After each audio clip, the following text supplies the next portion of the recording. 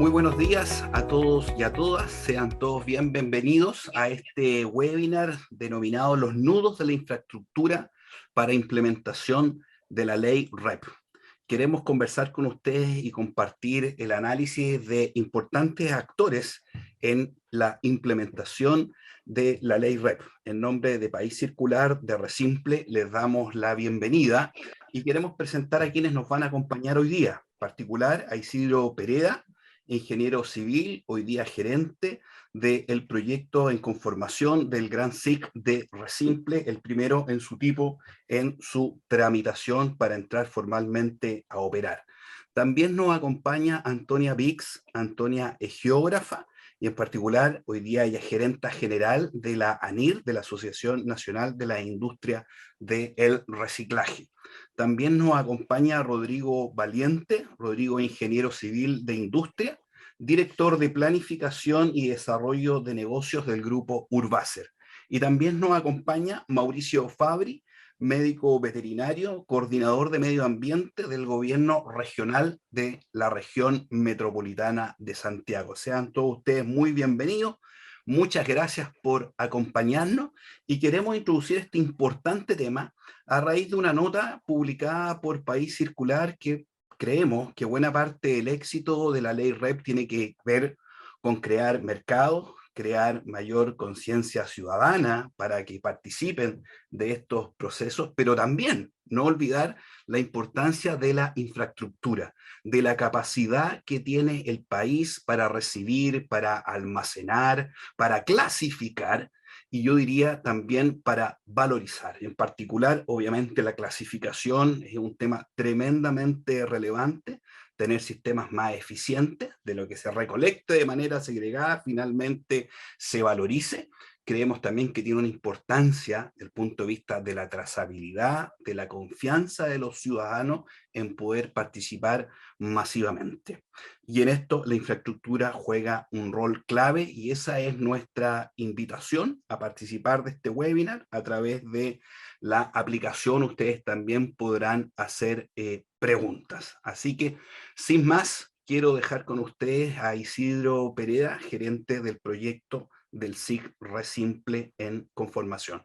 Isidro.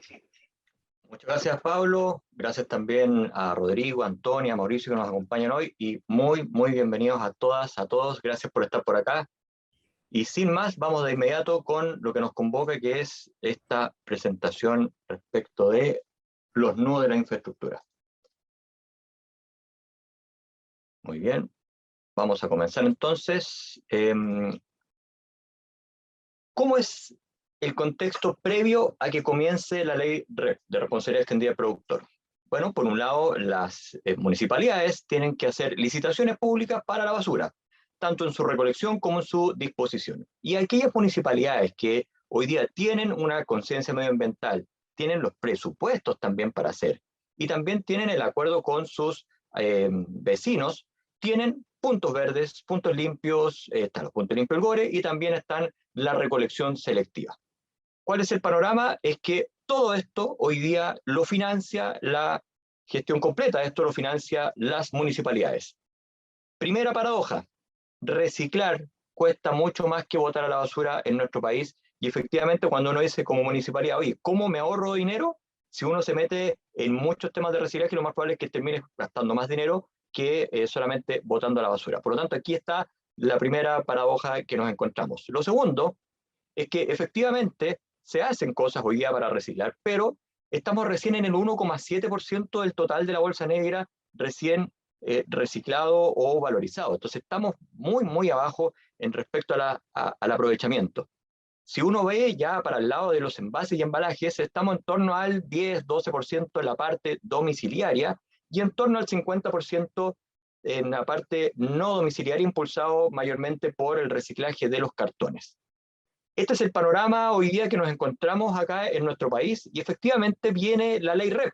La ley REP, que es data del 2016, lo que señala es que obliga a los productores de ciertos productos a organizar y financiar la gestión de los residuos derivados de los productos que comercialicen en el país. En palabras sencillas, si usted vende algún producto en nuestro país que genera alguno de esos 6 residuos que está ahí abajo, usted va a tener que organizar y financiar la gestión de ese residuo que queda a propósito de su venta en nuestro país. Y para esto existen 4 posibilidades: que yo sea un envasador chileno, que traiga un producto importado previamente envasado, que venda algo bajo marca propia, o bien que traiga, en este caso, un producto para uso profesional como una materia prima o como un repuesto. Existen 2 categorías en el decreto: la categoría domiciliaria, que va a las casas con 5 materiales: cartón y papeles, plásticos, metales, cartones para líquidos y vidrios, y las 3 primeras para la parte no domiciliaria. La ley REP lo que señala es que uno lo que tiene que hacer como empresa afecta por ella, tiene que recolectar una proporción, una cantidad, un porcentaje de los kilos totales que uno pone en el mercado. Uno como empresa afecta por la ley REP tiene que organizar y financiar la gestión de una proporción de los kilos que yo pongo en el mercado. En el caso del plástico, para la parte domiciliaria tengo que comenzar en un 3% y tengo que llegar a un 45% de material recolectado y reciclado. Solamente cuando el material se recicla cuenta para la meta. ¿Qué quiere decir esto? Que si yo recolecto 100 toneladas, pero solamente reciclo 3, en este caso cuentan las 3, no cuentan las 100. Lo mismo pasa para el sector no domiciliario, tiene sus propias metas que son mucho más altas porque aquí, como veíamos antes, estamos en un mejor pie de reciclaje. Entonces, por un lado tenemos múltiples empresas, más de 14.000 empresas afectadas por la Ley de Responsabilidad Extendida del Productor de Envase y Embalaje. Estamos hablando de empresas tan distintas como alguien que vende remedio, alguien que vende cemento, que vende juguete o que vende jugo. Estamos hablando de cualquier tipo de empresa que ponga en el mercado más de 300 kilos de packaging al año. Por lo tanto, por eso mismo es que son tantas. De alguna manera, estas empresas tienen que organizar y financiar la gestión de los residuos que ponen en el mercado a través de los gestores, los que hacen el trabajo. Estamos hablando de empresas que recolectan, los mismos recicladores de base, empresas que operan puntos limpios o plantas de clasificación, y también empresas que valorizan, empresas que toman el residuo y lo transforman en una materia prima. ¿Cómo se organiza esto? Y esto se trae a la figura desde Europa a través de los sistemas colectivos de gestión o sistemas integrados de gestión. De ahí vienen sus siglas SIG, que básicamente son entidades que no reparten utilidades, que no tienen ánimos de lucro. Básicamente son centros de costo, en donde miles de empresas se asocian a este sistema de gestión para que sea el sistema de gestión el que, mediante licitaciones abiertas, contrate a los gestores. De ahí aquí se produce el tema de que la ley REP es un instrumento económico de gestión de residuos, porque efectivamente estamos pasando dinero desde los productores que pusieron producto en el mercado para que a través del sistema de gestión se le pague a los gestores para que hagan este trabajo. Y posteriormente el sistema de gestión le indica al Ministerio de Medio Ambiente las metas que cumplió en nombre de todos los asociados al sistema de gestión. Los sistemas de gestión europeos, estamos hablando de que tienen más de 10.000 o 15.000 empresas socias. En términos de flujo de dinero, muy sencillo: cada productor paga una tarifa unitaria por kilo de material multiplicado por los kilos que en este caso pone cada uno de los productores en el mercado. Esa tarifa se la paga el sistema de gestión.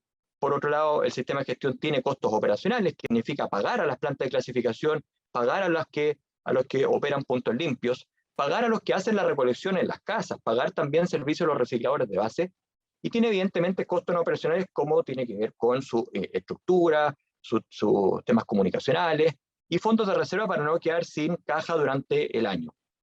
Y por otro lado, lo que viene desde la venta de los residuos reciclables. Esos son como los flujos de entrada y los flujos de salida dentro de una persona jurídica, como señalaba antes, que no reparte utilidades. Y efectivamente, lo que hemos visto, tanto en el extranjero como en los pilotos que hemos hecho, que el 90% de los costos que se requieren o de los flujos que se requieren para pagar provienen de las tarifas. Solamente un 10% proviene de la venta de material reciclable.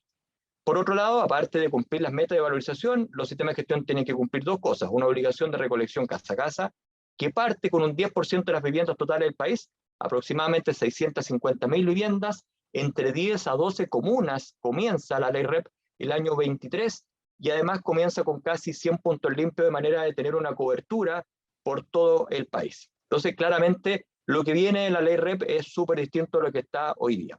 Por lo tanto, el panorama con la ley REP es que el municipio se sigue haciendo cargo del financiamiento de la basura, de los residuos no aprovechables, pero es el sistema de gestión el que financia la gestión de los residuos reciclables de envase y embalaje. Por lo tanto, toda la parte de abajo que tiene que ver con el financiamiento y la organización de la infraestructura y de la operación de lo que significa recolectar residuos reciclables de envase y embalaje lo va a hacer el sistema de gestión, y eso es lo que cambia con la ley REP.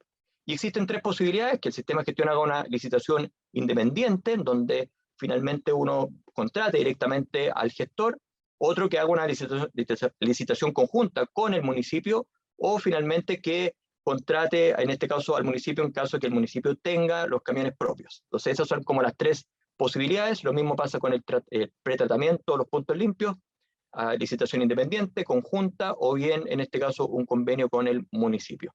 La valorización, como señalábamos antes, siempre retorna el pago por el material al sistema de gestión. Insisto en este punto, aquí solamente tenemos un 10% de los costos totales cubiertos con la venta de residuos reciclables, y por eso es que cuando uno ve los residuos reciclables en las casas, no es un negocio que funcione per se con la venta de residuos. Hay que inyectarle dinero, y efectivamente esa inyección de dinero viene de la ley REP. Las empresas que vienen impulsando esto hace 3 años son estas 25 empresas de consumo masivo y de retail, y este sistema de gestión en conformación se va a hacer cargo de los residuos domésticos, domiciliarios, y también de los residuos no domiciliarios, con una cobertura nacional. Solamente para poner en contexto lo que hemos hecho: venimos trabajando el 2018, el 2019 contratamos el equipo técnico, el equipo legal, hicimos pilotos en Providencia, en Quilicura, entramos en el tribunal en abril del año pasado, ya llevamos un año dentro de tramitación y esperamos salir el segundo semestre con la personería jurídica. Ahora metámonos ya en la operación, dado que ya hicimos un pequeño barrido de lo que es la ley REP, lo que es el sistema de gestión, y vámonos ahora en concreto y en detalle de qué significa la operación y dónde están los nudos. Nuevamente, el panorama de residuos ante la ley REP es que estos residuos que están acá, efectivamente los primeros son recolectados por recicladores de base, en su gran mayoría, y desde las casas, digamos, y los vidrios son recolectados a través de estos contenedores tipo iglú o campanas de vidrio por las mismas vidrieras. Entonces, efectivamente, esto que se conoce como cherry picking, porque me estoy llevando efectivamente los residuos que tienen mayor valor de venta, y por eso los recicladores de base, que nadie más les paga por esto, se llevan efectivamente los residuos que tienen más valor. Las botellas PET, las latas de aluminio y los cartones tienen un valor comercial que permite que una persona se dedique a recolectar esto en un día y lo pueda vender y efectivamente ganar su sustento con eso, de manera extremadamente precaria, pero efectivamente tiene dinero detrás porque estos residuos tienen, en este caso, precio de venta. Y los vidrios, en este caso, es una gran red de recolección que tienen hoy día las vidrieras, con más de 4.000 campanas por todo Chile, en donde se recolecta y se recicla aproximadamente el 25% del total del vidrio que se pone en el mercado. Entonces, ese es el panorama actual. Y evidentemente, aparte de eso, existen puntos verdes, que son puntos, contenedores de acopio de distintos colores, de distintos tamaños, algunos soterrados, algunos que se ponen arriba de una plaza, algunos en contenedores. Por otro lado, existen también puntos limpios privados, puntos limpios públicos, puntos limpios del GORE también, municipalidades que han sido pioneras en instalar puntos limpios. Y evidentemente lo que hablábamos con los recicladores de base, que hacen su trabajo de reciclar, básicamente hurgando en la basura y sacando, en este caso, los residuos aprovechables que veíamos antes en este concepto que le denominé el cherry picking. Nosotros hemos hecho pilotos de recolección selectiva. Hicimos un piloto en Providencia que duró 24 meses, un piloto de Quilicura y de Colina que está ahora terminando, que duró 12 meses. Por otro lado, tenemos también la recolección selectiva que hace Emesur. Es una recolección que hoy día tiene un convenio en donde Emesur, que se transforma en un gestor de residuos, está operando hoy día distintas comunas con recolecciones casa a casa a través de camiones, en este caso operados por ellos mismos. Y ahora, si nos vamos al sector oriente, en donde el reciclaje puerta a puerta tiene mucho más historia que en cualquier parte de nuestro país, este es el panorama actual. Toda esta información la sacamos de las páginas web de cada uno de los municipios. Hoy día Vitacura está recolectando 3 tipos de fracciones: los papeles y cartones separados de los frascos y botellas de vidrio. Y por otro lado, en envase liviano solamente está recolectando botellas plásticas PET y latas. Efectivamente, Vitacura se está concentrando hoy día en recolectar todas aquellas cosas que evidentemente tienen un mercado de reciclaje, que tienen más valor y evidentemente también tienen menor costo. Entonces, ese es hoy día el panorama en donde se está transitando hacia esta recolección separada, y en donde el vecino tiene que separar estas 3 cosas en 3 sacos distintos. Por otro lado, en la comuna de Las Condes tiene un reciclaje a través de un contenedor amarillo, en donde la cantidad de cosas que se pueden poner adentro es papeles y cartones, latas de aluminio, latas de metal también, es decir, latas de conserva, botellas PET de agua, jugo de bebida, frascos y botellas de vidrio y Tetra Pak. Eso es lo que se puede poner ahí en ese contenedor amarillo, que posteriormente se clasifica en una planta de clasificación en el sector sur de la capital. Y por otro lado, Lo Barnechea también también fue pionero en su momento, lleva un montón de años trabajando, estas tres municipalidades llevan mucho tiempo trabajando con recolección selectiva. Tiene hoy día una recolección que tiene que ver con los plásticos, y en los plásticos recolecta plástico 1, 2, 4 y 5, es decir, PET, polietileno de alta, polietileno de baja y polipropileno, papel y cartón, Tetra Pak, vidrio, aluminio y también lata. Entonces, efectivamente, estamos hablando de tres comunas muy vecinas que tienen claramente formas distintas de recolectar los residuos reciclables desde los vecinos. Claro, y desde ese punto de vista, si uno se cambiara de una comuna a otra, tendría que cambiar su método de reciclaje, y evidentemente no deja de ser homogéneo la forma en que el ciudadano está percibiendo la forma en que se están recolectando los residuos. Como veíamos antes, nosotros estamos en la parte final de la tabla, estamos cuando nos tomó Bielsa en su momento, estamos en la parte final de la tabla, en donde no somos dentro de la OCDE un país que hoy día es un ejemplo de reciclaje. Entonces, cuando uno ya se mete en el tema de por qué no recicla los ciudadanos, efectivamente la encuesta del Ministerio de Medio Ambiente siempre señala que no hay dónde reciclar. Entonces uno empieza a decir, ya, perfecto. Abstraigámonos un poco de lo que pasa hoy día y empecemos a ver cómo se hace esto afuera, porque esto es súper importante. Esto afuera tiene un montón de tiempo funcionando. Estamos hablando de los años 90, tenemos 30 años de experiencia afuera que podemos traer para acá. Veamos cómo funciona. Aquí tenemos 4 posibilidades. Posibilidad número 1 en España, en donde tenemos 3 contenedores en las calles. Uno cuando camina por España ve 3 contenedores en las calles, en cada una de las calles tiene estos como especie de puntos verdes, ¿no? En el verde está, color verde está el vidrio, el color azul está el papel y cartones, y en el amarillo están los envases ligeros. Ojo, envases ligeros, que estamos hablando de un montón de envases mucho más allá que solamente el PET y la lata de aluminio. Estamos hablando de envases de todo tipo de productos. En Bélgica, por otro lado, y lo mismo pasa en Alemania, solamente que con bolsas de colores distintas. En Alemania es una bolsa de color amarillo, en Bélgica es una bolsa de color azul. Se hace la recogida de envases livianos, junto también con la recogida de los cartones. El mismo camión recolector se lleva los cartones, se lleva los envases, en este caso los envases ligeros, que como ustedes pueden ver acá son una mezcla de envases que uno genera en su casa para posteriormente clasificarlos. En este caso, Inglaterra, si ustedes se fijan en este contenedor, van aquí botellas plásticas, estamos hablando de latas, y también estamos hablando de papel y de vidrio. O sea, aquí estamos hablando de un contenedor que se lleva todo junto nuevamente para un proceso posterior de clasificación. Y lo mismo pasa acá en Estados Unidos, que hay un flujo para el compostable, un flujo para el reciclable y un flujo para la basura. Este es el esquema que utilizan los alemanes. Los alemanes vienen reciclando del año 90 en adelante y tienen 3 flujos claros: un flujo del color azul con el papel, el amarillo, que es la bolsa transparente, o el contenedor amarillo, en donde se llevan un montón de envases livianos. Ese es el concepto, envases livianos, porque estamos hablando de aluminio, estamos hablando de metales, estamos hablando también de los envases de cartón para bebida o los denominados Tetra Pak en Chile, y los plásticos estamos hablando de botellas, plásticos mixtos, etc. Y efectivamente ellos mandan a empresas de reciclaje o bien a empresas que recuperan esto a través de energía.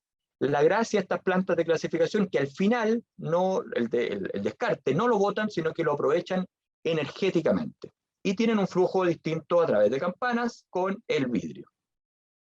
Entonces, ¿qué es lo que consiguen? Con esto, los países europeos consiguen estas tasas de reciclaje. Vemos aquí, en promedio, el 47% de los países europeos tiene algo del total de residuos generados, se recicla o se composta, el 28% se aprovecha con aprovechamiento energético, waste to energy, y solamente un 23% se bota a la basura. Y si vemos nuestros amigos alemanes por acá, nuestros amigos alemanes tienen el amarillito, que es botar al relleno sanitario con muy poco, con prácticamente un 1%. El 48% lo reciclan o lo compostan, y el 51% lo aprovechan energéticamente.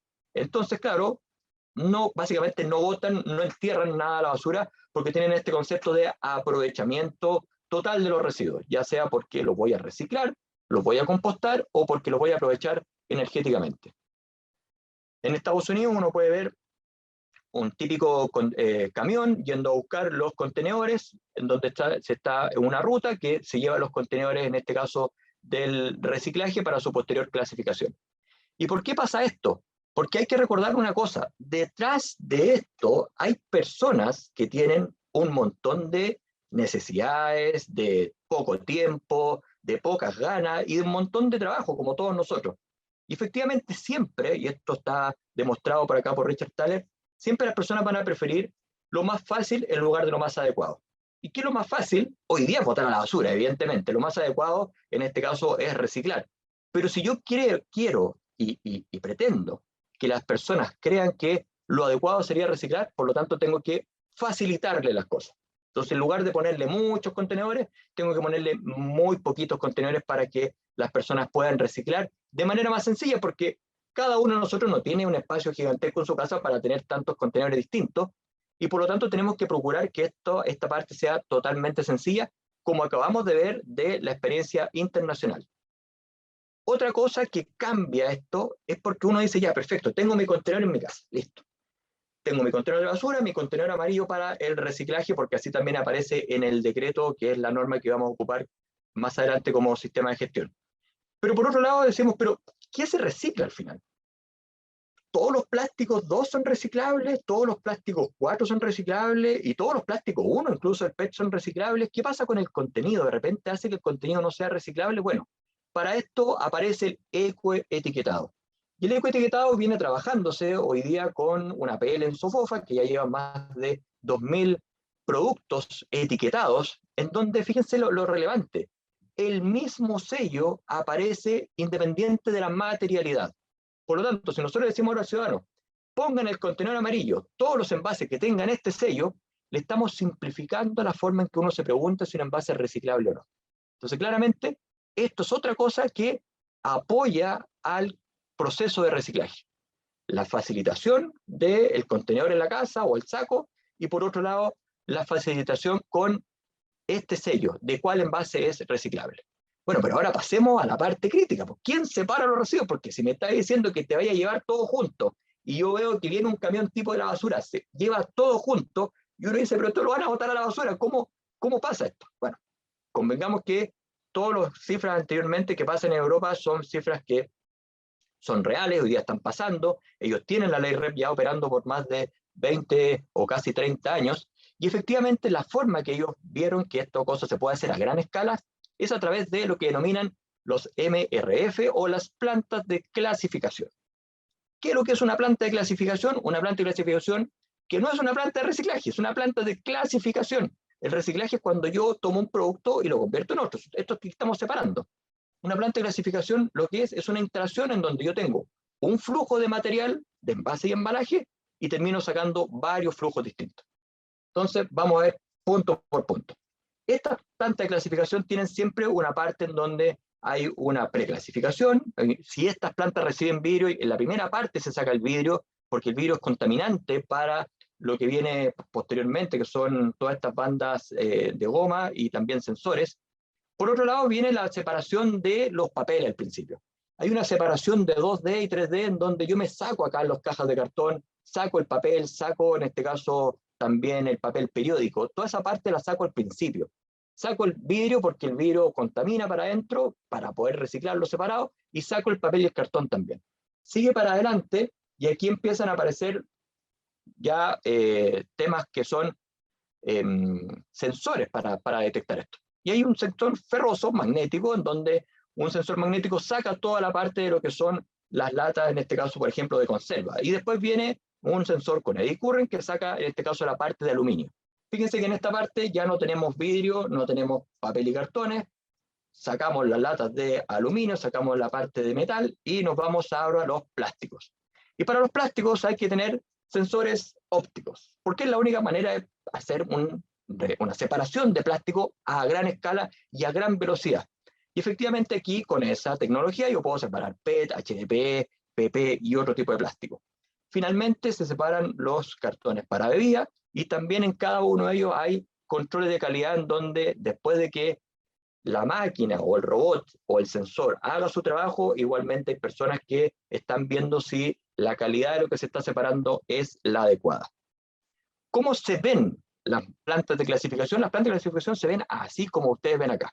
Estamos hablando de una instalación donde estos equipos naranjitos son los sensores ópticos, que son los separadores, que van separando los distintos tipos de plástico. Esa es la manera en que uno ve. Esto es un galpón cerrado, en donde hay un montón de cintas de clasificación, en donde los materiales van pasando de una cinta a otra para ser clasificados. Si uno hace un zoom, uno puede ver que en estas distintas cintas de clasificación están hoy día operando los sensores y también las personas que están detrás de esto.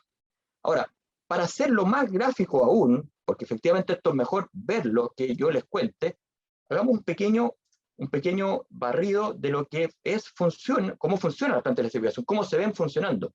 Fíjense ustedes que aquí vemos una cinta de clasificación a gran velocidad en donde pasa por un lector óptico. Fíjense que ahí ese lector está separando los residuos de un tipo de plásticos con otro, en donde efectivamente la posibilidad de poder separarlo a esa velocidad se tienen que hacer con esto. Por ejemplo, aquí hay un separador de 2D y de 3D. Los 3D son los cuerpos huecos, como son en este caso las botellas, los frascos, y los 2D son básicamente los plásticos flexibles.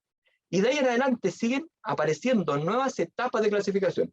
Aquí estamos clasificando PET transparente, y en este caso estamos clasificando polipropileno. Fíjense ustedes que de esta manera se separó en dos. Por un lado están los PET transparentes, donde aquí las personas hacen la última separación de calidad, y por otro lado están los polipropilenos, que se van a partes distintas, porque son dos materiales que se van a reciclar de manera distinta. Y posteriormente vienen otro tipo de clasificación, incluso acá separan hasta el PET azul, el PET verde, y nuevamente son sensores que van clasificando, y posteriormente las personas lo que hacen es la clasificación final de esto. La clasificación manual viene a posterior de los sensores que van haciendo esto a gran velocidad.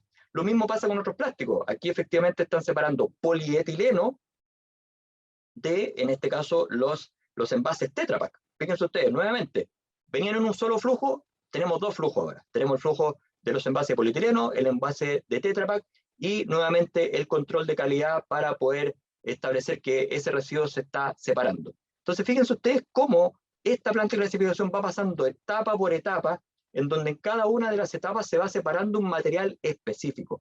Y ahora separemos plásticos transparentes. Hagámonos cargo ahora de la parte del stretch film, o la parte, en este caso, de los plásticos flexibles. Y aquí separamos los PE flexibles. Nuevamente estamos haciendo el control de calidad para que posteriormente eso se vaya a otro flujo de reciclaje. Recordemos que los plásticos todos juntos no se reciclan, los plásticos separados se reciclan. Aquí nuevamente estamos haciendo una separación de distintos tipos de papeles, los papeles blancos por un lado, los periódicos por otro, las revistas por otro.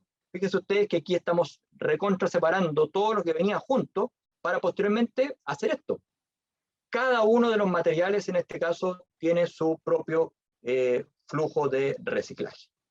Entonces, claro, efectivamente, cuando uno ve eso, y es más, cuando uno ve, porque este video es antiguo, estamos hablando de hace 10 años atrás, ¿qué es lo que pasa hoy día? Hoy día, efectivamente, aparte de sensores, existen robots con inteligencia artificial que hacen esto, en donde uno a un robot le puede decir, ¿sabes qué? Yo necesito que en este caso me estés recolectando o separando el HDPE, y el mismo robot después le voy y le digo, oye, ¿sabes qué? Ahora no separa el HDPE, separa en este caso un plástico tipo 2, tipo 1, un tipo Tetra Pak. Entonces, efectivamente, todo lo que viene para adelante, que son todas estas tecnologías de clasificación, son lo que finalmente soporta que yo haga extremadamente sencillo la recuperación desde las casas. Efectivamente, esto hace que mis tasas de clasificación sean súper altas, y por otro lado, mis tasas también de posterior de reciclaje también sean extremadamente altas.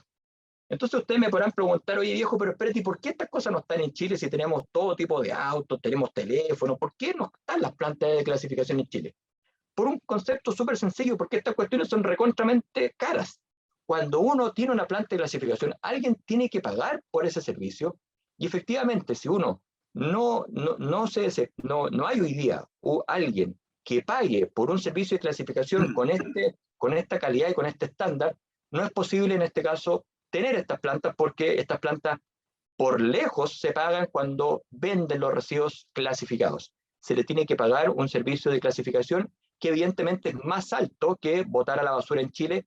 En Europa son montos más o menos similares, pero efectivamente aquí hay un proceso súper relevante y es un nodo recontra importante para que nuestras tasas de reciclaje salten, porque nosotros tenemos que ir con eso y aparte tener una compactación automática, una compactación que me permita clasificar esto a gran escala. Yo hace poco fui, no hace tampoco, pero iba a un par de plantas de clasificación. Una vez fui a una planta en Estados Unidos que separaba por hora 70 toneladas en 2 líneas paralelas, 70 toneladas por hora. Para que ustedes se imaginen los puntos de comparación, un punto limpio promedio en Chile estamos hablando que recolecta 10 toneladas. Aquí estamos hablando de separar 70 toneladas por hora. Entonces, los saltos son cuánticos con una tecnología ad hoc para eso. Y posteriormente tiene que haber un proceso de acopio. ¿Por qué de acopio? Porque tenemos que consolidar carga para que posteriormente venga una empresa de reciclaje y de ahí recién se lo lleve. Recordemos, esto es una planta de clasificación, no es una planta de reciclaje. Las plantas de reciclaje son las vidrieras, las papeleras, las plantas que procesan plástico. Perfecto, entonces, como concepto en un tema de flujo operacional de recolección selectiva. 5 etapas. La etapa 1, capacitación para reciclar. Entre más difícil hagamos la capacitación, menos personas nos van a pescar. ¿Cómo lo hacemos más sencillo? Primero lo hacemos con el sello, el ecoetiquetado, clave para hacer que la capacitación sea sencilla. Porque de otra forma me tengo que ir al material por material, y tengo que indicar cuál material sí, cuál material no. Por otro lado, la containerización, que como veíamos ahí depende de cómo uno conceptúe la recolección. Después viene la etapa de recolección, que es el camión recolectando, la etapa de clasificación y pretratamiento, que es lo que acabamos de ver en detalle, y finalmente la etapa de valorización y reciclaje. Ahí al final recién estamos reciclando. Lo que nosotros hemos visto en nuestros pilotos es que esta cuestión es permanente, es continua. Uno no capacita al principio, uno recontracapacita en el tiempo. Si uno deja de capacitar, las personas dejan de entender cómo se recicla, porque pensemos que también las personas se cambian de una parte a otra y por lo tanto de repente llegan personas que ni siquiera saben de qué se trata el reciclaje. Entonces, claro, el sistema de gestión lo que va a hacer acá es organizar y financiar este proceso. Organizar y financiar significa, bueno, aparte de pagar por capacitar, por containerizar, por la recolección, por la clasificación, y como veíamos, lo que se puede vender en este caso le llega al sistema de gestión por la valorización, organiza. ¿Y qué significa el verbo organizar? Significa al menos 4 cosas. Primero, planificar rutas, planificar cómo se va a containerizar, cómo se va a capacitar.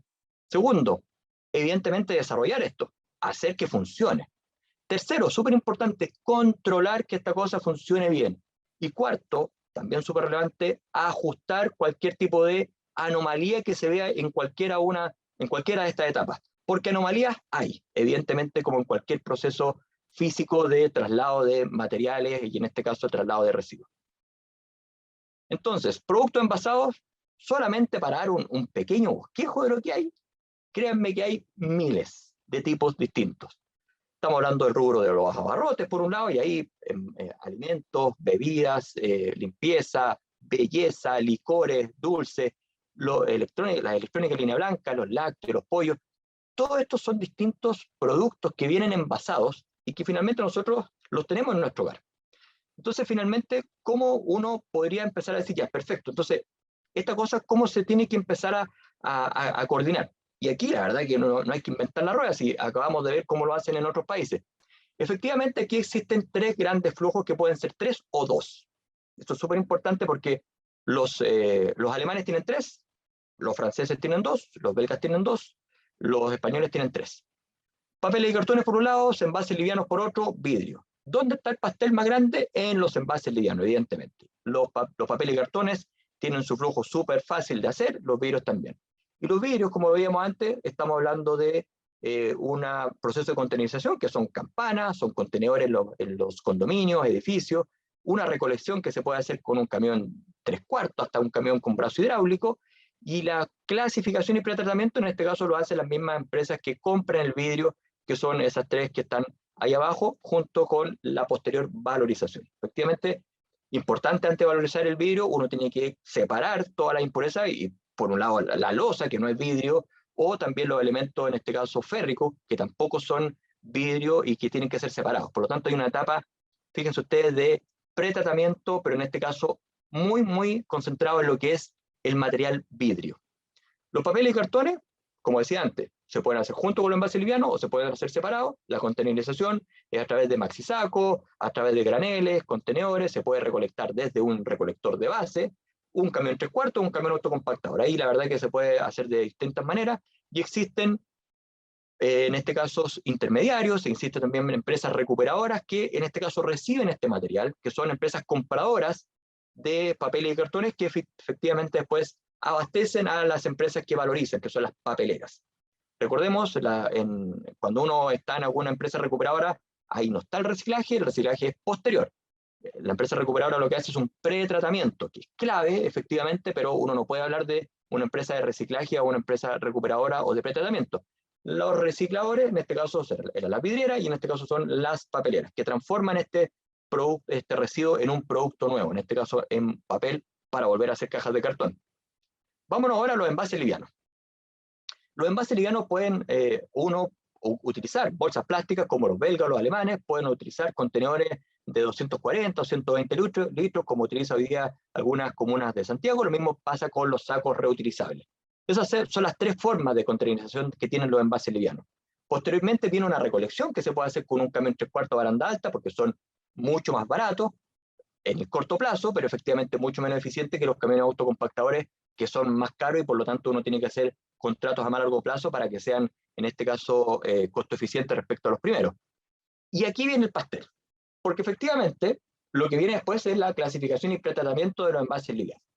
Y claro, si yo quiero hacer la clasificación con un maxi saco, y lo voy a hacer a mano, con un viejo por cada lado, claro, tengo que solamente separar con suerte botellas PET y lata de aluminio, porque un viejo digo, mira, pone un viejo para el lado con las botellas PET, otro con la lata de aluminio.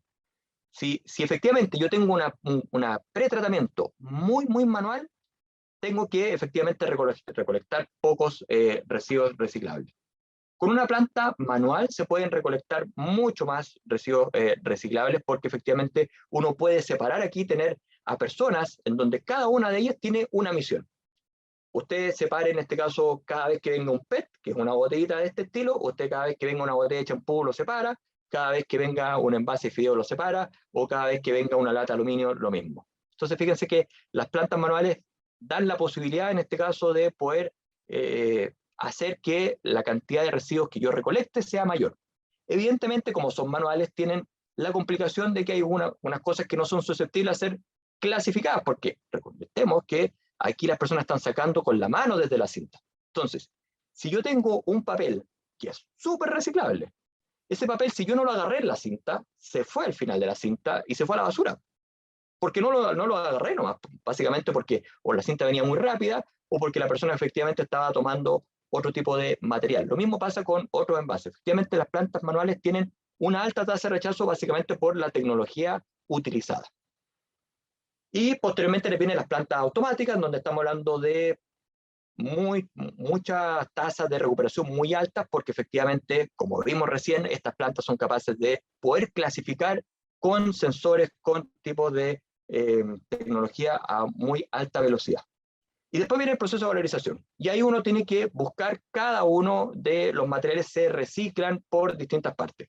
El aluminio, en este caso, hoy día se está reciclando en Brasil. Lo mismo pasa con los cartones para bebidas, la hojalata se va a Yerda Oasa, las botellas PET hoy día se están yendo, en este caso, a los clamshell. En el futuro se van a ir a plantas de botella a botella. Lo mismo pasa con los envases de HP rígido, que hoy día son recolectados y hoy día se están haciendo, por ejemplo, pallets de plástico o las mismas jabas de bebida también se hacen con este material, y también envases de PP y PE flexible que también hoy día se utilizan, por ejemplo, para hacer bolsas de basura.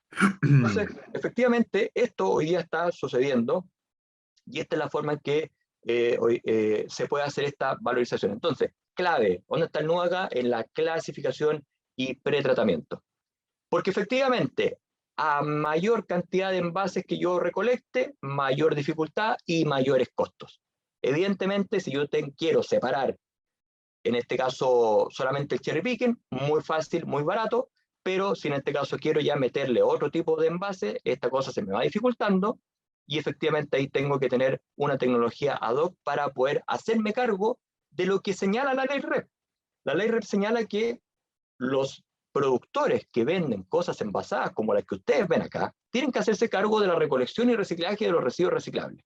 Por lo tanto, yo no solamente me tengo que hacer cargo como sistema de gestión de las botellas PET, de la lata de aluminio, sino que me tengo que hacer cargo también de los envases de aseo, de los envases de fideo, de los envases de arroz, en este caso, de darle salida al cartón para vía, de los aerosoles.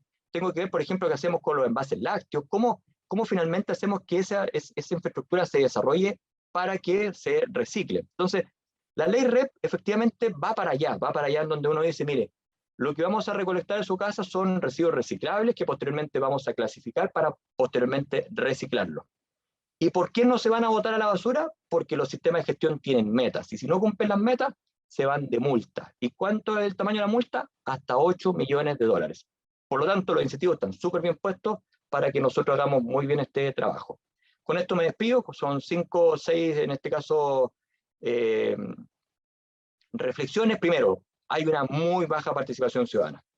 No más allá del 40-50%, en el mejor de los casos, en general está en torno al 20%, y por lo tanto tenemos que simplificar la experiencia del usuario. Si yo se lo simplifico, más gente recicla. Si se lo pongo más difícil, menos gente recicla porque da más lata. Lamentablemente es así.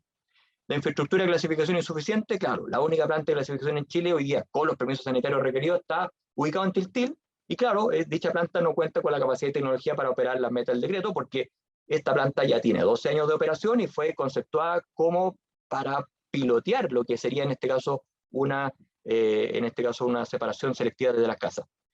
Punto 3. Inexistencia de organización local de algunos materiales. Claro, la lata de aluminio tenemos que exportarla, lo mismo con los cartones para vía, y parte de los plásticos también no cuentan hoy día con planta de valorización.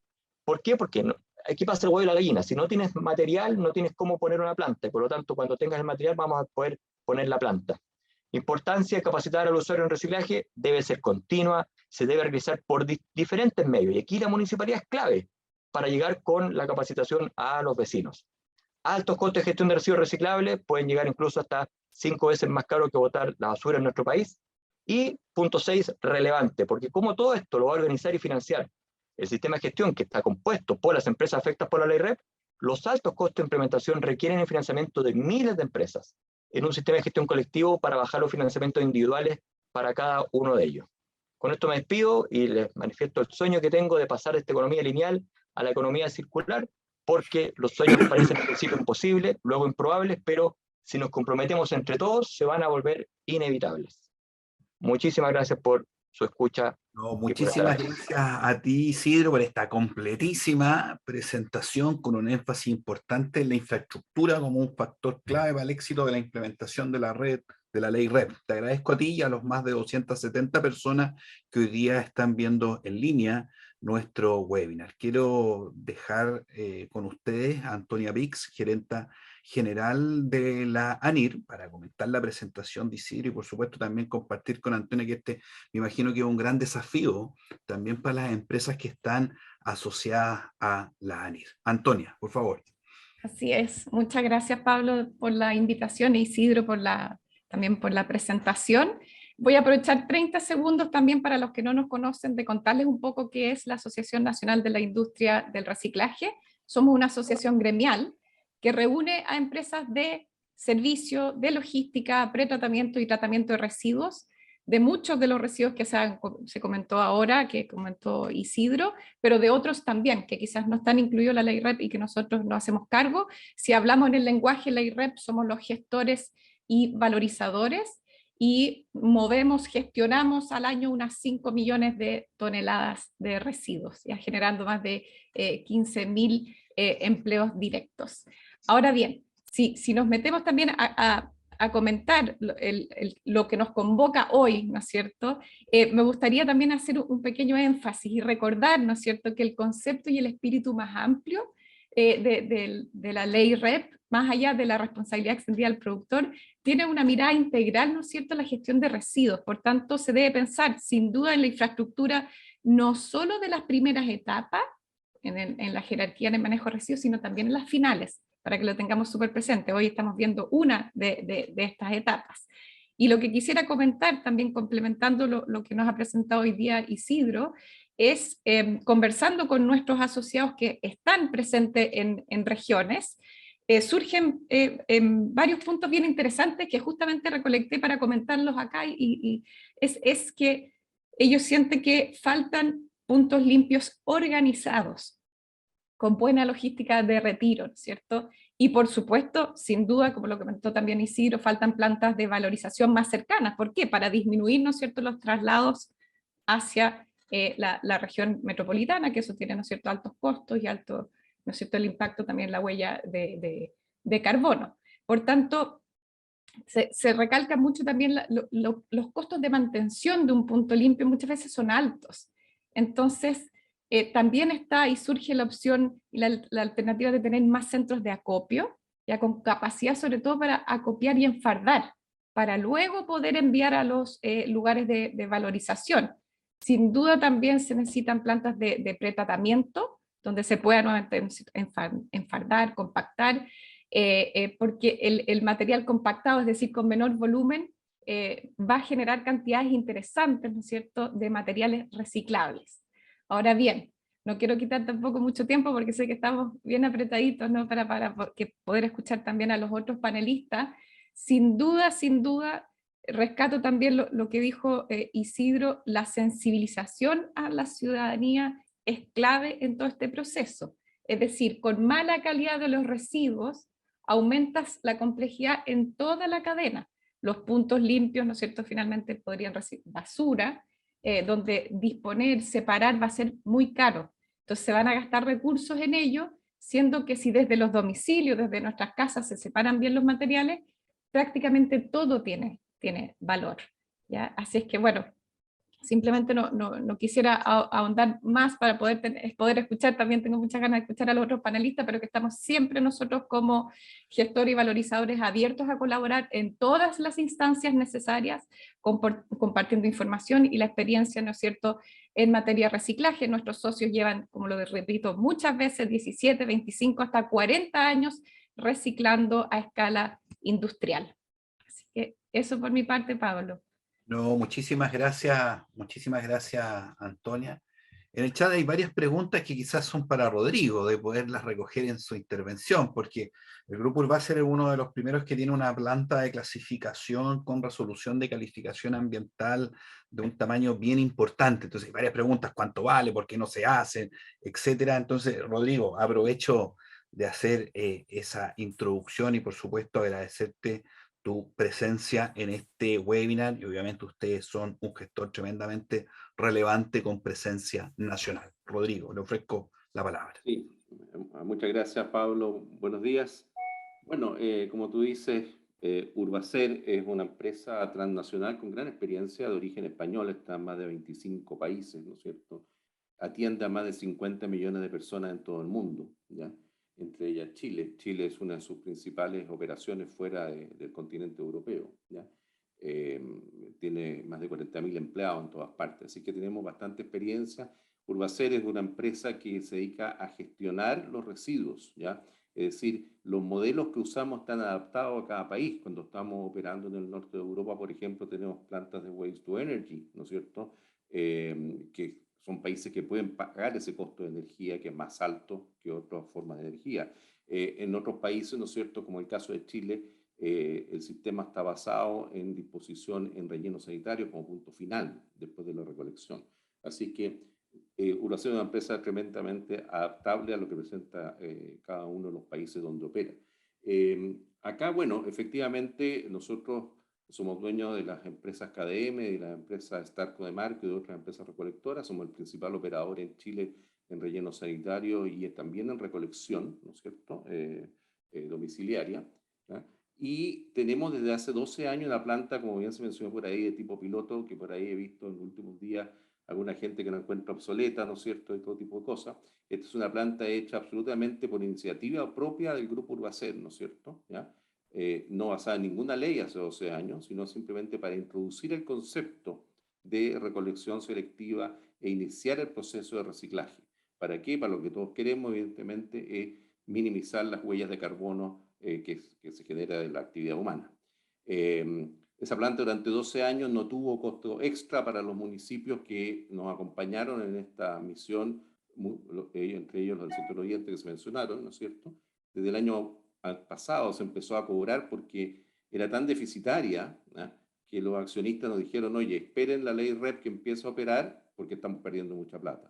Precisamente por eso hoy día tiene un costo para los municipios adicional al de la recolección normal, ¿ya? Pero es solamente el último año, ¿ya? Antes fue básicamente aporte de capital de nuestros socios.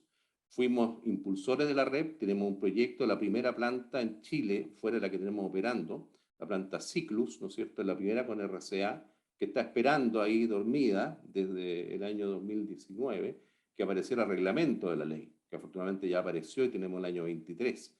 Nosotros invertimos $10 millones en un sitio, ¿ya?, para colocar esta planta que está en la comuna de Quilicura, ¿ya?, a la Guaite, como se dice. Tenemos la planta diseñada, tenemos la ingeniería contratada, todo listo, esperando, ¿ya? La tecnología que se ve ahí, ¿no es cierto?, está en esta planta. Más aún, como ya pasaron unos años, estamos haciendo un nuevo proyecto con esa planta para modernizarla y poner los famosos robots. Por lo tanto, ante la pregunta, ¿va a haber tecnología? Va a haber tecnología, ¿ya? ¿Es cara? Es cara. Esta es una planta de inversión completa en 2 etapas que nos va a costar en total casi $40 millones, ¿ya? Por lo tanto, se requiere volumen, ¿ya? Y como ella, hay 6 proyectos más aprobados ya, todos sí en la región metropolitana, lo cual obviamente afecta el tema de las regiones en Chile, ¿ya? Pero esos 6 proyectos, hay una que es muy parecida a la nuestra, sospechosamente, ¿ya? Y hay otras 5 que son más chicas, ¿ya?, pero que van a cumplir la misma función. Ahora, otro punto a comentar. Es fundamental lo que dijo Isidro de que la responsabilidad de esto, de recolectar estos productos potencialmente reciclables, pasa ahora a los privados. Esto alivia a los municipios de un gasto que tienen hoy día en la recolección, ¿ya? Hay que recordar, como salió el otro día en la prensa, que el 77% de las casas en Chile privadas no pagan contribuciones. Al no hacerlo, no se les cobra el derecho de aseo, ¿ya? Por lo tanto, en la práctica, la mayoría no pagamos derecho de aseo, al contrario de otros países. Entonces, el costo a los municipios es muy alto. La ley REP los viene a aliviar en ese punto porque le pasa a los sistemas de gestión el financiamiento y van a disponer fondos, ¿no es cierto?, para otras actividades. Así que eso es muy positivo. Y lo otro que quisiera comentar es la forma de recolectar. Obviamente, con estas plantas automatizadas, ¿no es cierto?, como dice Isidro, mientras llegue todo junto, se vio la tecnología para poder separarlas, ¿ya? Existe, es real, ¿ya? No es que se vaya a botar todo. Pero lo que se separa y lo que se valoriza es lo que se puede rescatar, que no es todo, y eso hay que ser sincero, ¿ya? Viendo informaciones de Europa, a pesar de que tiene Alemania recolecciones del 63%, por ejemplo, en envase y embalaje, ¿ya? La tasa de circularidad, o sea, lo que vuelve al mercado alemán como un producto que tuvo una vida previa con otro SKU, ¿ya?, es del 24%, ¿ya? Y en toda Europa la tasa de circularidad, es decir, lo que vuelve como producto final, es del 12%, ¿ya? Entonces, efectivamente, el esfuerzo es importante para mejorar la recuperación. Pero hay que tener claro que no todo, que es lo que queremos, se va a reciclar. Y por eso es importante también tener los sistemas más sencillos para la gente. Si tenemos 4, por ejemplo, en un municipio que tenga 3 o 4 dispositivos para votar, uno para cada cosa, supongamos que la gente tiene la voluntad de hacerlo, bueno, son 4 camiones que van a tener que pasar. Uno para el vidrio, uno para los cartones, otro para los plásticos, otro para lo que sea, y otro para la basura. Cada camión con una emisión de CO2 importante. ¿Qué es lo ideal? Un camión que pase y se lleve la basura que va a ser basura, ¿no es cierto?, ¿ya? Y un camión que se lleve los potenciales reciclables a estas plantas, que después van a entregar a la industria el reciclaje final para poder valorizar. Eso es la forma óptima, ¿ya? Y lo último es la participación ciudadana. Nosotros los datos que tenemos de los pilotos y de las comunas que estamos operando, está participando hoy día, por ejemplo, en Lo Barnechea el 45% de las casas. Se les recolecta a todas. Todas tienen la opción de poner de hacer la función, pero solo 45% de las personas participan. En Vitacura es 41%. En Ñuñoa, que es bastante más el volumen, ¿no es cierto?, es 30%. Ahora, como dice Isidro, la educación es importante, porque en el piloto de AVE Chile que estamos terminando ahora en Colina y Quilicura, que la gente está incentivada casi día a día, esa tasa de participación sube rápidamente a más del 50%. ¿Ya? Y la calidad de lo que esas personas entregan es del 85%. Es decir, participa el 51% y lo que sirve es el 85%. Lo demás viene contaminado todo. En la otra es más bajo. Entonces la educación es fundamental aquí. ¿Ya?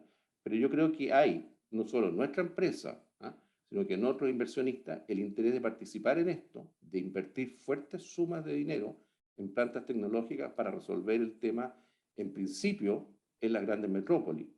En las partes más rurales del país, más alejadas, va a haber que pensar en los puntos limpios, en mayor conciencia ciudadana y absorber los costos de transporte que lamentablemente por la geografía chilena, ¿ya?, es imposible pensar, por la distribución demográfica, es imposible pensar que estos procesos van a estar en todas partes y que los valorizadores finales, los socios de ANIR, ¿no es cierto?, que mencionó Antonia, vayan a tener plantas para valorizar en todas las regiones. Tenemos un problema ahí también que es importante y con eso quisiera terminar.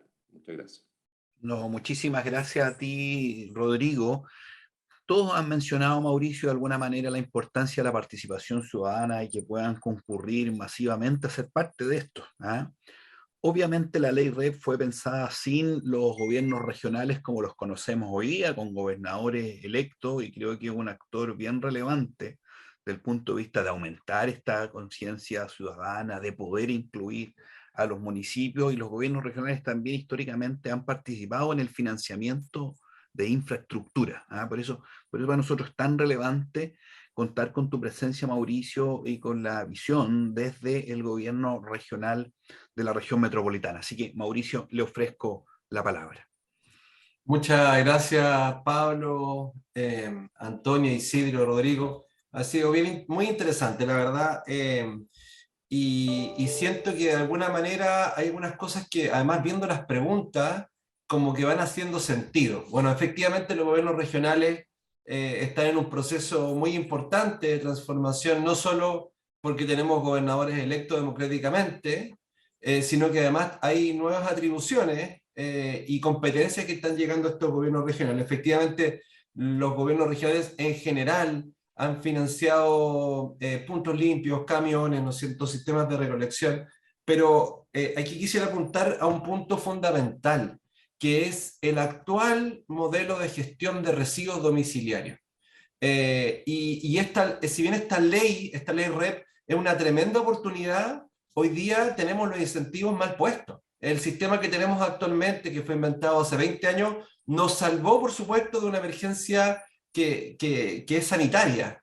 Hoy día tenemos una emergencia ecológica y por lo tanto tenemos que cambiar este modelo de gestión. Hoy día no están bien puestos los incentivos, hoy día los incentivos están en poner y digamos los recursos están en poner en disposición intermedia y final los residuos domiciliarios. Entonces, creemos que de la mano con la implementación de la ley REP tiene que venir un cambio en el modelo de gestión, que un poco es lo que han dicho, no existen incentivos en la gente. No lo vamos a lograr solo con educación, la educación es fundamental, por supuesto, pero cuando alguien deja la basura ahí afuera, ese ahí afuera tiene un costo ambiental, tiene un costo económico que de alguna manera los ciudadanos no lo están visualizando ni pagando. Eso en un primer término. En segundo, como gobierno regional metropolitano de Santiago, nosotros visualizamos que si bien la ley REP es una tremenda oportunidad, también se puede producir los mismos efectos que hemos tenido en una ciudad que es completamente segregada. Es decir, la equidad en la implementación de la ley REP. Es muy posible que si esto lo regula el mercado, los municipios que ya tienen sistemas de gestión funcionando, por ejemplo los del sector oriente, comparado a Isidro, Las Condes, Besos, Vitacura, probablemente va a llegar la implementación mucho más rápido que en aquellas zonas más rezagadas, como Lampa, como Los Espejos, y por lo tanto también creemos ahí que los gobiernos regionales debiesen tener un rol en equiparar un poco la cancha en la implementación de la ley REP. Creo que eso es algo bien importante. Un tercer concepto que quisiera nombrar tiene que ver con los recicladores de base. Efectivamente, es un trabajo que es bastante precario, como un poco Isidro lo mencionaba, este cherry picking puede ser una forma de vida, puede ser una forma para algunas personas, pero hay varios temas que hay que ver en el marco de que los recicladores de base están, ¿no es cierto?, en la ley, pero cómo los constituimos formalmente, cómo se le dan condiciones, los problemas de acopio que actualmente tienen, ¿no es cierto?, estos recolectores de base, de alguna manera, ¿cómo salimos de la precarización en la cual este actor tan relevante hoy día está trabajando? Mira, hay varios temas. Hay temas de containerización que son tremendamente importantes, de infraestructura de equipamiento. Yo creo que no hay una bala de plata para solucionar el tema. Creo que efectivamente en el transcurso del tiempo vamos a darnos cuenta que vamos a tener que aplicar distintos sistemas. Vitacura está aplicando una separación en origen, que de acuerdo a los datos les funciona muy bien. Probablemente eso no va a funcionar en todas las comunas, son distintas realidades. Por lo tanto, creo que vamos a tener que ocupar distintas herramientas si efectivamente queremos conducirnos hacia la circularidad, porque efectivamente lo necesitamos. Nuestros rellenos sanitarios, por lo menos en la región metropolitana, y esto es para todas las regiones, están colapsando. En el caso de la región metropolitana, Popeta ya está con su vida útil vencida, Santa Marta le queda, no sé, año y medio, y eso genera un montón de problemas económicos, sanitarios, por lo tanto tenemos que pensarlo. Y como para ir cerrando, y aprovechando que Isidro mencionó a Richard Thaler, efectivamente es un cambio cultural el que tenemos que promover en la región metropolitana. O sea, tenemos la tecnología, tenemos una muy buena ley, quiero decirlo, la ley REP es una muy buena ley que permite avanzar la circularidad, pero lo que tenemos que cambiar es la cultura de las personas. Y para eso tenemos que promover buenas políticas públicas, tenemos que apuntar los incentivos donde corresponde, y por supuesto la alianza público-privada es fundamental, Pablo. No quisiera latearlos más, así que lo dejo hasta acá. No, muy bien, Mauricio, muchísimas gracias. Efectivamente ahí traer un par de temas que son muy relevantes, efectivamente comunas que puedan quedar rezagadas, que puedan ser de menor interés, como también los recicladores de base. Yo, Antonia, muy brevemente quiero hacer una pregunta a cada uno, desde el punto de vista de la ANIR, de qué es lo que puede estar pasando también en regiones, Antonia. ¿Ah? Acá nos estamos preparando para septiembre del 2023 empezar a cumplir metas. Algunos lo ven como una fecha súper lejana, pero la verdad es que es una fecha que está a la vuelta de la esquina.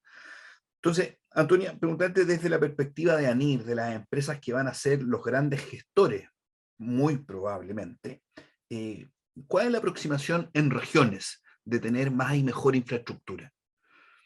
Mira, yo en mi intervención anterior expuse, ¿no es cierto?, justamente la conversación que hemos tenido con los socios de regiones sobre lo que falta, ¿no?, o potenciar o mejorar, pero yo te diría que sí hay sin duda interés en aumentar, ¿cierto?, las capacidades en regiones y la infraestructura como gestores.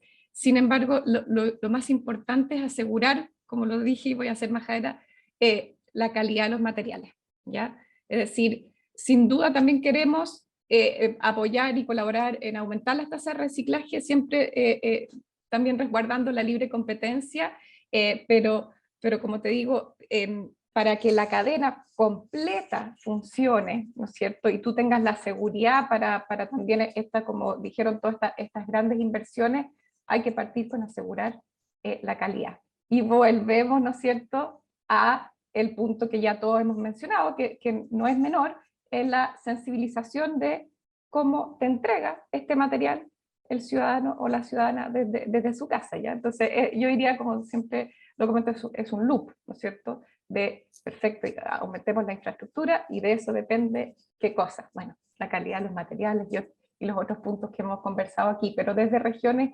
también vuelvo a insistir que el mensaje es falta también ordenar los puntos limpios, una buena logística ¿no es cierto?, de retiro, que esto también va con seguramente una sensibilización también hacia las personas, también se comentó aquí que cuando tú estás activamente también entregando información de calidad, por eso es bien importante contar con el sello, ¿no es cierto?, que facilite a las personas, esto va a ir mejorando, ¿no es cierto?, y motivando también a las personas a seguir haciéndolo. Así que yo te diría eso, ¿no?, como los puntos que mencioné anteriormente, los puntos limpios, los centros de acopio, sin duda existe interés en crear mayor infraestructura, pensando también en la fecha, siempre asegurando la calidad, la participación, la transparencia, ¿no es cierto?, en todos estos procesos. No, perfecto. Muchas gracias, Antonia. Yo, Rodrigo, acá recogiendo algunas preguntas del chat, preguntarte un poco si hoy día ustedes ven algún problema de compatibilidad o yo diría de incentivo desde el punto de vista regulatorio. Podría pensarse que las metas para el año 2023 y los años siguientes son muy bajas quizás y no justifica la implementación o la creación de grandes plantas de clasificación. Al respecto te quiero preguntar, Rodrigo, ¿cuál ha sido el análisis de ustedes de adelantarse y tener una planta de clasificación hoy día con resolución de calificación ambiental? Bueno, el tema de la curva es que mostró Isidro, obviamente define cómo esto va a empezar a operar. Todos quisiéramos que fuera más rápido. Y obviamente las inversiones, y que las tiene que financiar en principio el inversionista y después recuperar a través de sus clientes, en este caso de Resimple, por ejemplo, ¿ya? Tienen que ver con lo que esté disponible. Obviamente, en principio, estamos con metas más bajas. Una planta como la nuestra, cuya primera línea es de 180.000 toneladas, ¿no es cierto? No tiene sentido tenerla operando en septiembre del próximo año, ¿te fijas tú? Porque es más, cuando nos llegue el volumen, 3, 4 años después, la tecnología ya va a estar obsoleta, ¿ya? La planta que tenemos hoy día en el relleno Loma Los Colorados, ¿no es cierto?, tiene una capacidad disponible de 36.000 toneladas anuales. Hoy día con los municipios que estamos operando recibimos poco menos de 2.000 mensuales, o sea, 24.000. Esa planta eventualmente la podríamos agrandar o automatizar un poco a medida que haya más volumen, ¿ya? Pero obviamente va a ser un desafío a medida que va aumentando el volumen, va a ir apareciendo la otra planta. Cyclus, nuestra planta nueva, tiene un punto de partida de 50.000 toneladas anuales, ¿ya? Desde ese punto, a sacar la línea de 180 la primera, después hay otra línea de 180 igual, posterior, pero el punto de partida, el break-even para empezar, es 50.000. Hoy día estamos lejos de eso, pero esperamos que el año 23, con la rebondando, empiecen a aparecer los volúmenes, ¿ya? El tema regiones, que lo he visto en el chat, es un tema complejo, complejísimo, ¿ya?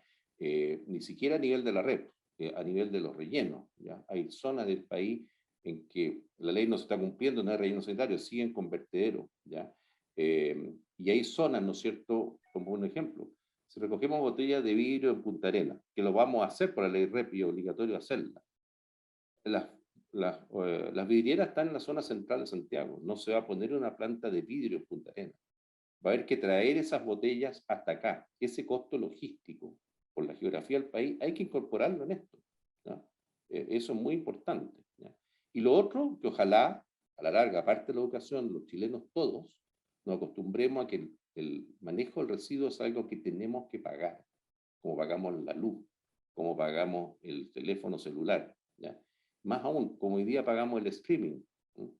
Tenemos muchas ganas de pagar 5 o 6 servicios de streaming de 10.000 pesos cada uno, pero la basura no lo estamos pagando.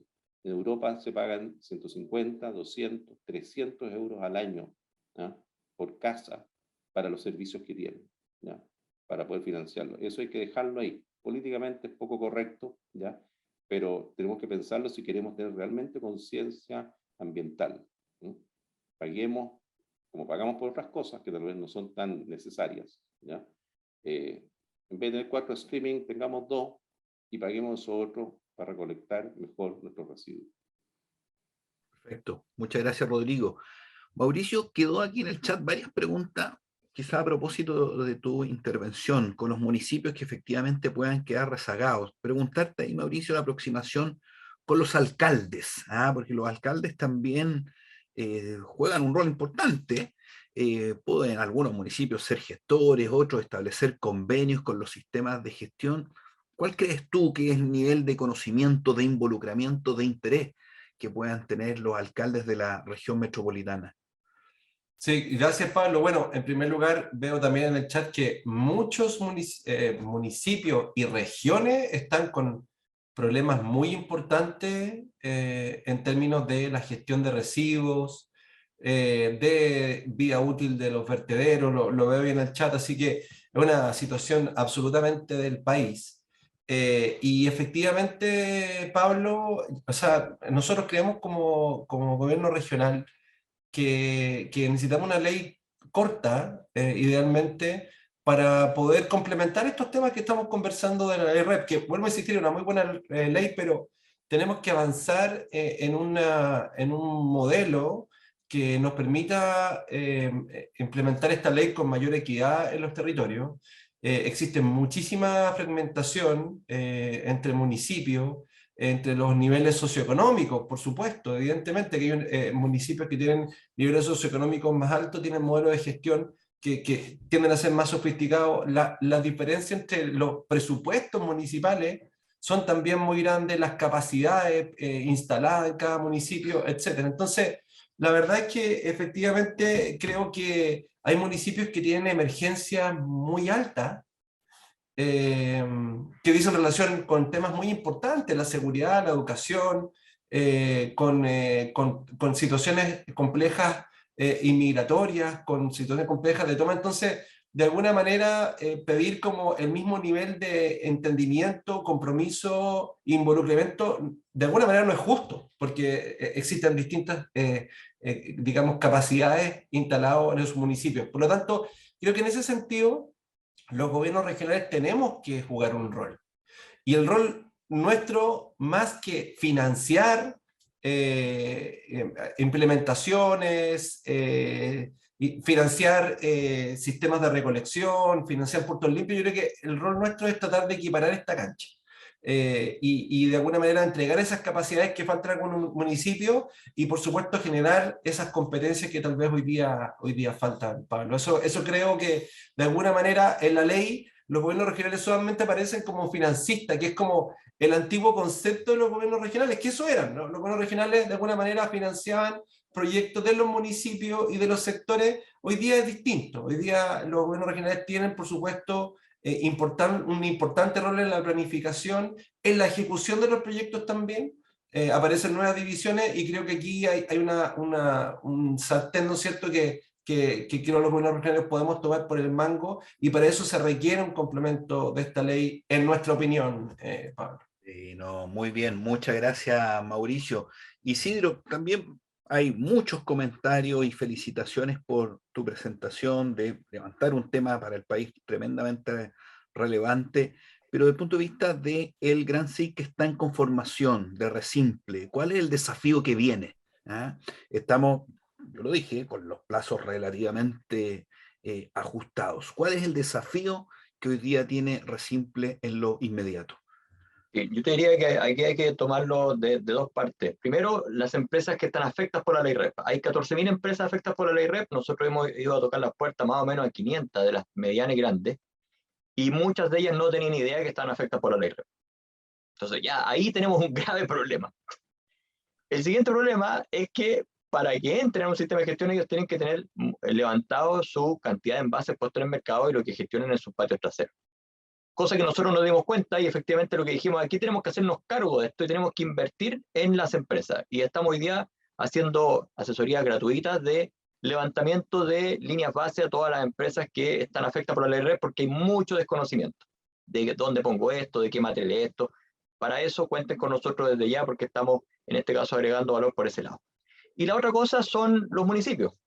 Hay muchos municipios que tampoco tienen idea de lo que existe la ley REP, ni siquiera saben lo que es la sigla REP. Y lo que nosotros estamos haciendo es un acercamiento con muchos municipios. Ya llevamos 120 municipios yendo a hablar con ellos y explicando desde cero de qué es lo que se trata la ley REP, de qué es lo que se viene a futuro y de cómo el sistema de gestión va a operar con ellos. Entonces, diría que primero hay un tema de desconocimiento, por más webinars que hemos hecho, por más charlas que hemos hecho, que ha sido fundamental en este caso toda la difusión que hace País Circular, pero no basta, lamentablemente no basta. Y tenemos que seguir repitiendo, por eso mismo es que en cada webinar como que vuelvo con la misma cantinela de lo que es la ley REP, porque de otra manera no se va a terminar entendiendo. Y lo último ya son los plazos de implementación. Septiembre de este año nosotros tenemos que ir con nuestro plan de gestión. Y en septiembre de este año con el plan de gestión significa que previamente tenemos que haber tenido la aprobación del Tribunal de Defensa de la Libre Competencia. El 22 de marzo, recién pasado, tuvimos la última citación con el tribunal y ya estamos esperando su fallo. Esperamos que sea favorable con algunos cambios para poder empezar a operar rápido. Pero si ese fallo, en lugar de ser en julio, va a ser en septiembre, octubre, todos estos plazos se corren y evidentemente eso es lo que no queremos porque el plazo ya de operación, es decir, posterior a adjudicar a alguien que recolecte, que clasifique, que valorice, comienza en septiembre del próximo año. Estamos al lado, o sea, en términos de poder instalar todo esto que acabo de señalar, estamos muy, muy próximos.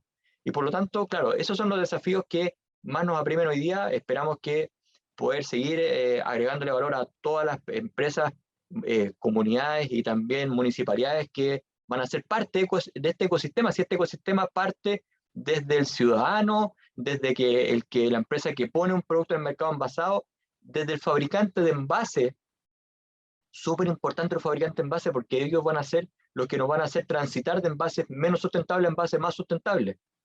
Y evidentemente, clave son los gestores. Porque si los gestores, no, por más que yo vaya a hacer una licitación, si no hay alguien que se quiera hacer cargo de la recolección, de la operación de un punto limpio, de la instalación de una planta, vamos a quedar en nada. Entonces, es clave desde la ciudadanía, desde lo que hacen en base, el mundo público y finalmente los gestores para que esto funcione de manera armónica. Y sin dejar atrás, evidentemente, a los recicladores de base, que son las personas que más hoy día son presentes mucho tiempo del reciclaje y los más vulnerables que claramente dentro de Resimple están considerados porque nosotros queremos, por ejemplo, que todos los puntos limpios que nosotros operemos estén operados por recicladores de base. Lo que nos pide la ley es el 50%. Nosotros lo que estamos viendo en nuestra base de licitación es que sea el 100% de los puntos operados por recicladores de base. Muchas gracias, Isidro. Y así como hay un plazo de implementación de la ley REP, también el tiempo pasa para este webinar. Yo antes de ofrecerle un minuto para cada invitado de su conclusión final, sí, comentar por varias preguntas. La grabación completa de este webinar estará disponible en las redes sociales de País Circular. Todos invitados también a suscribirse a País Circular, el de las notas de este webinar y de temas relacionados. Entonces, yo partiendo por Mauricio, después Antonia, Rodrigo, Isidro, sus palabras finales y conclusiones en este webinar. Mauricio. Gracias Pablo. No, voy a solamente reforzar de que efectivamente la necesidad de avanzar hacia la circularidad no solamente es algo deseable, sino que es algo que necesitamos. Así que hace como 20 años tuvimos una emergencia sanitaria, ahora tenemos una emergencia ecológica y climática, así que necesitamos avanzar. La EREP es una oportunidad para al menos en parte avanzar y requiere ser perfeccionada, requiere articular, ¿no es cierto?, al sector público, a los municipios, a los recicladores de base, a los sistemas de gestión y también a los gobiernos regionales. Así que esperamos también ser un aporte ahí. Muchas gracias. Muchas gracias a ti, Mauricio. Antonia, le ofrezco la palabra.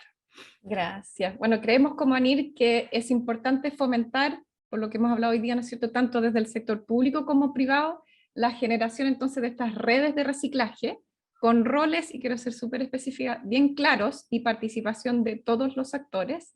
Y esto va entonces, como hemos dicho en reiteradas ocasiones, la sensibilización de la población, la ubicación estratégica de los puntos verdes, la logística, ¿no es cierto?, también optimizada para estos centros de acopio y valorización, y siempre en pos de una tasa creciente de valorización que considere, como dije al principio, la jerarquía de residuos y disminución, también rescatando lo último que se dijo, neta de la huella de carbono del proceso. Eso, muchas gracias. Muchas gracias a ti, Antonia. Rodrigo, le ofrezco la palabra. Bueno, solamente agradecerte, Pablo. Creo que esta iniciativa en que estamos varios actores de esta acción fundamental, que, ¿no es cierto?, el manejo correcto de los residuos que nosotros mismos generamos, ¿no es cierto?, es una buena instancia, así que siempre estaremos dispuestos a participar y a colaborar. El Grupo Urbacer es una empresa, como dije, transnacional, con intereses de largo plazo, especialista en estas materias, y que tiene que adaptarse, ¿no es cierto?, a la realidad de cada país. Chile va por el buen camino en esto, ¿ya?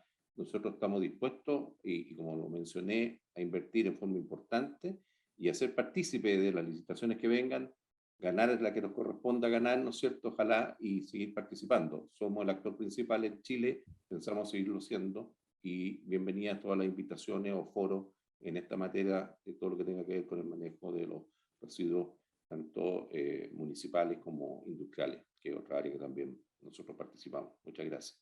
Muchas gracias a ti, Rodrigo. Y finalmente, Isidro, también le ofrezco la palabra.